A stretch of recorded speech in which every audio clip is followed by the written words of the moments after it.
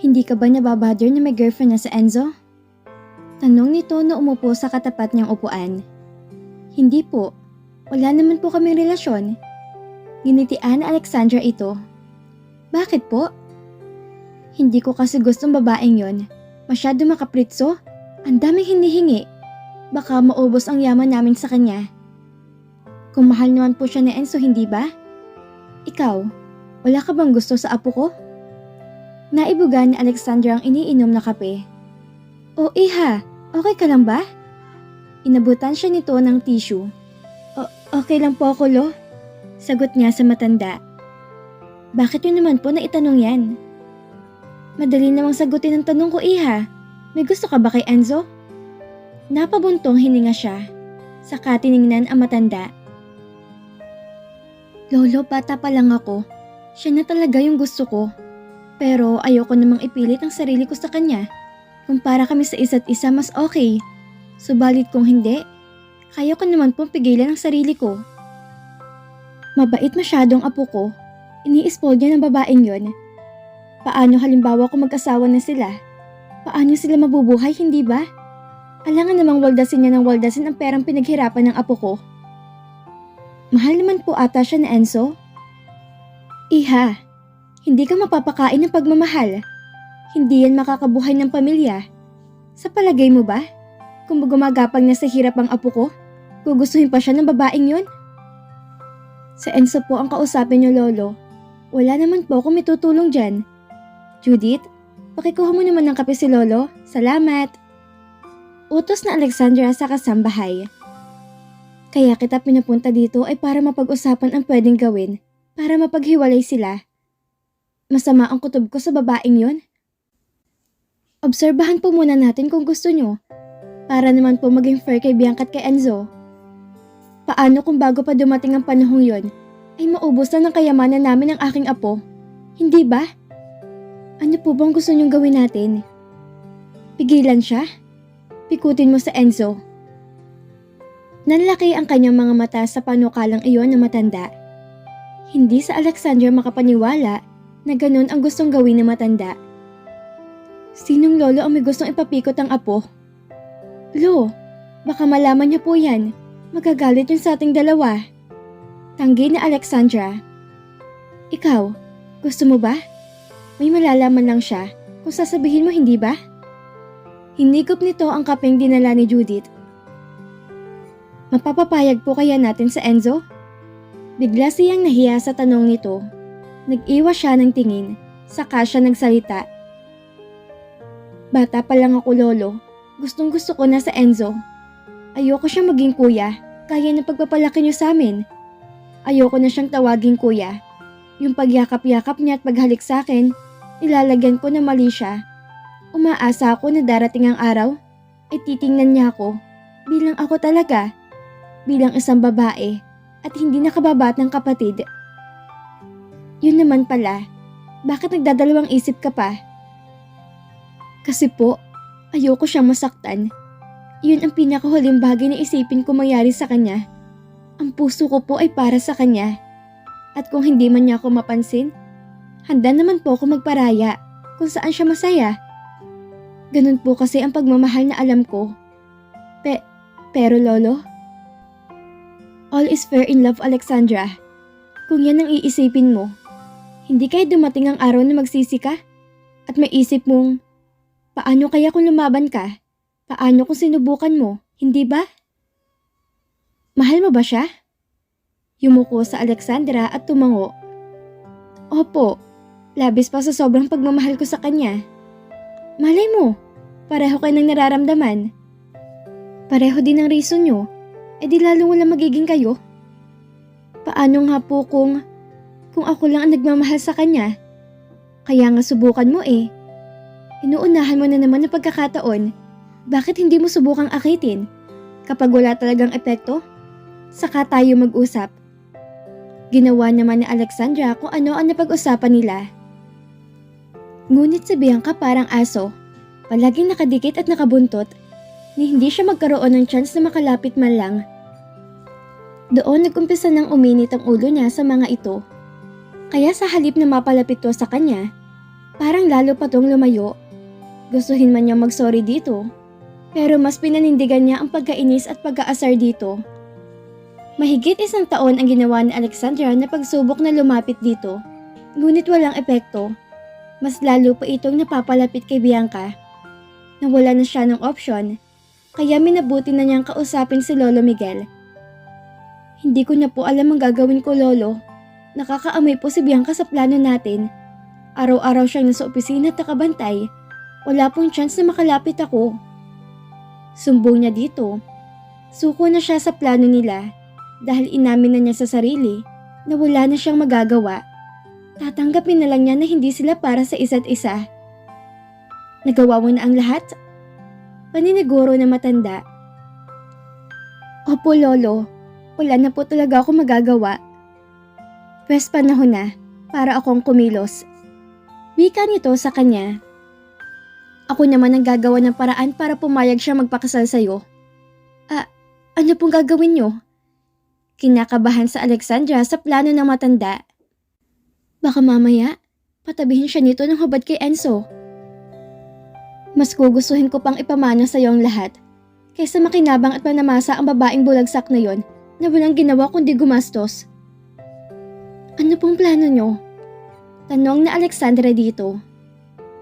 Gagawa ko ng last will na dapat kanyang pakasalan. Kung hindi, ipapamana ko sa iyo ang lahat.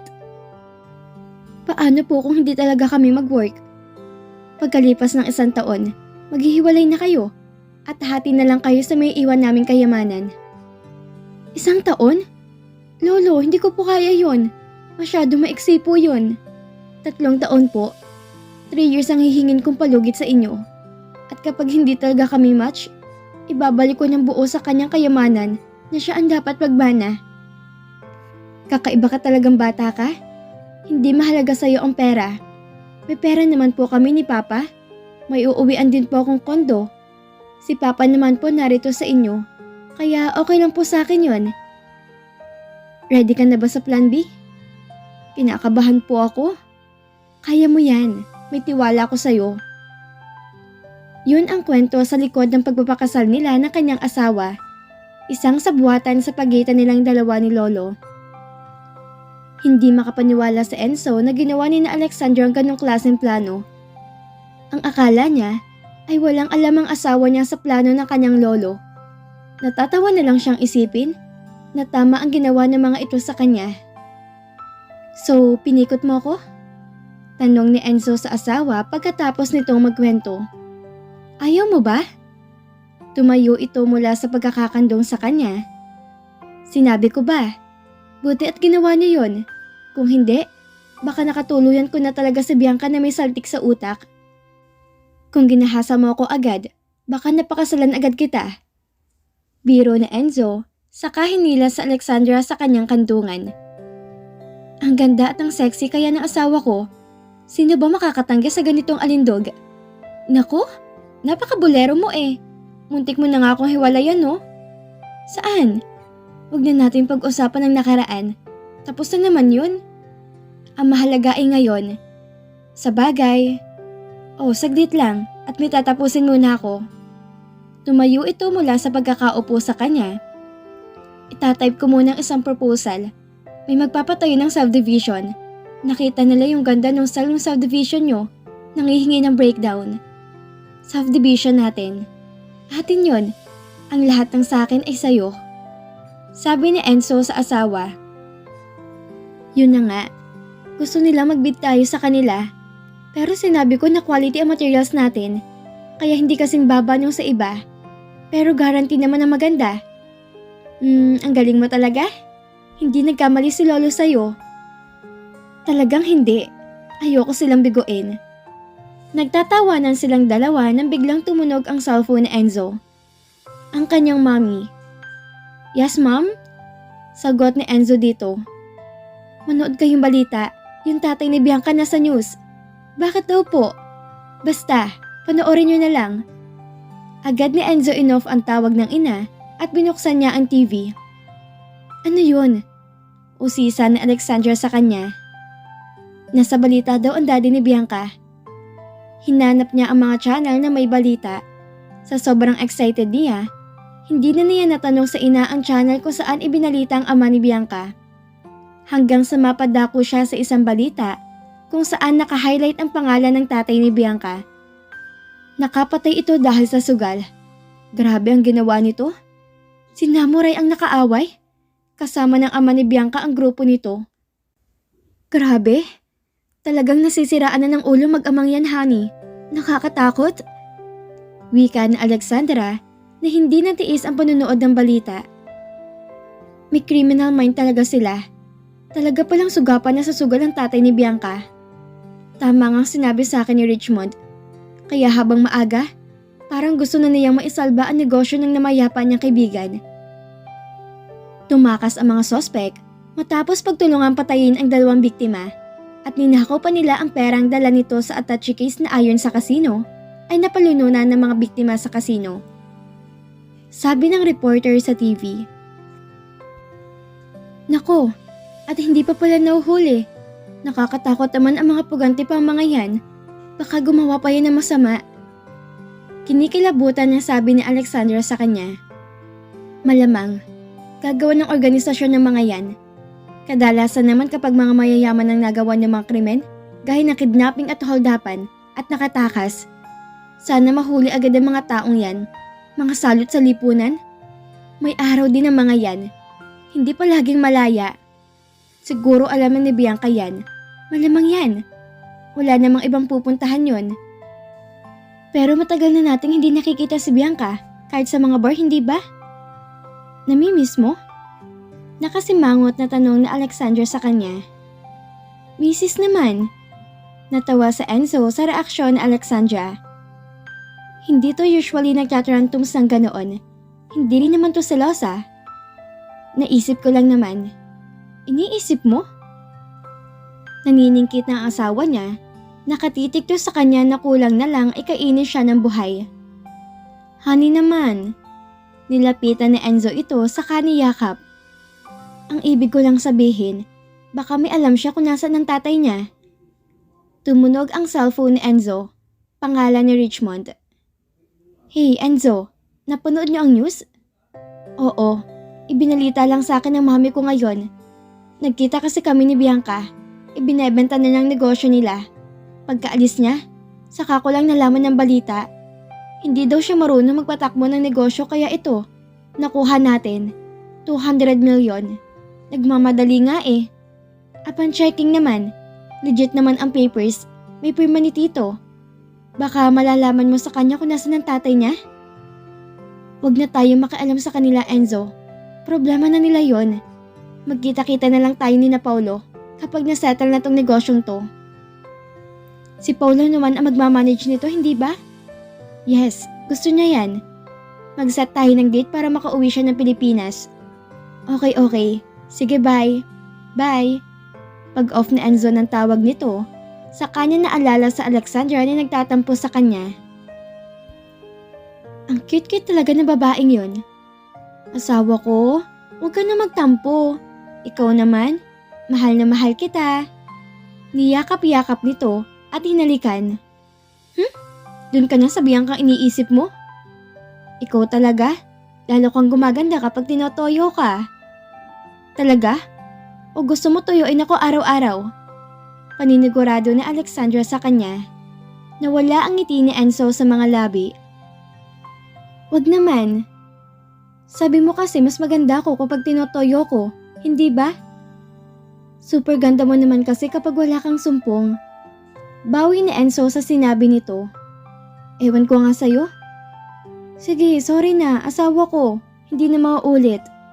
Talaga? Nag-iisip lang naman ako. Saka, kakatawag lang sa akin ni Richmond. Ibinenta na ni Bianca ang kumpanya nila. Upon checking, legit naman daw. Bakit ibinenta agad? Nagulat pang asawa niya. Hindi naman marunong magpatakbo ng kumpanya yun eh. Di ba nga? Ang sabi mo ang alam lang nun ay gumastos at mag-aksaya ng pera. Sa bagay, masasayang nga yung pinaghirapan ng kuya niya kung hindi mo isasalba ni Richmond ang kumpanya nila. Kaya tumawag sa akin si Richmond. Gusto niya mag-meeting kami kapag naayos na niya ang lahat. Napakagaling din nun sa negosyo eh. Napagkasunduan nila na sa penthouse na lang muna matulog. Madalas silang nasa kondo.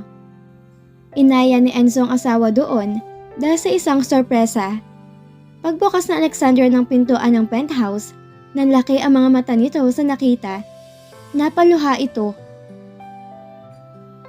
Sa penthouse tayo matulog? Yaya ni Enzo kay Alexandra. Pwede naman, hindi pa ulit ako nakakatulog doon eh. Nakangiti na Alexandra na tugon. Mag-o-order lang ako ng pagkain. Sagot sa kanya ni Enzo. Pagdating ng pagkain, bandang 6:00, umakyat na sila sa penthouse. Buksan mo, utos ni Enzo sa kanya. Binuksan ni Alexandra ang pintuan. Nanlaki ang mga mata niya sa nakita. Mga bulaklak na nasa flower vase. Sa kabilang side ay painting ng larawan ng kanyang ama, ni Malena at ni Tita Claudia na magkakasama. Sa kabilang wall naman ay larawan nilang lahat noong kasal nila. Larawan nila mag-asawa, larawan nilang 4 ng tatay niya at nung mag-ina, at larawan nilang 3 ni na lolo. Nasa kabilang side naman ay larawan naman nilang 4 na mga biyanan. Larawan nila kasama si lolo at larawan nila mag-asawa kasama sina Malena, Tita Claudia at papa niya. Umagos ang luha sa kanyang mga mata at isa-isang nilapitan ang mga larawan. Kailan mo pa to ipinagawa? Tanong na Alexandra. Last week pa yan. Kararating lang ng mga bulaklak kanina, kaya ngayon kita inaya. Salamat. Niyakap niya ang asawa. Alam mo talaga kung paano mo ako paliligayahin. Siyempre naman, asawa kita. Kahit nga sa kama, alam ko kung paano kita paligayahan eh. At tuloy nitong pinisil ang kanyang likuran. Baliw? Hinampas niya si Enzo sa dibdib, saka siya lumayo para tingnan ang mga pictures. Ang ganda nilang tingnan. Buhay na buhay sila. Ang ganda talaga ni Malena. Papa? Hinaplos ni Alexandra ang larawan ng ama. Napaluha ulit siya. Miss na niya ito. Papa, hindi ko bababayaan ng anak nyo. Masayang sabi ni Enzo sa larawan ng kanyang papa. Aalagaan ko siya at pakamamahalin. Hindi na Alexandra mapigilan ang luha na patuloy ang pag-agos.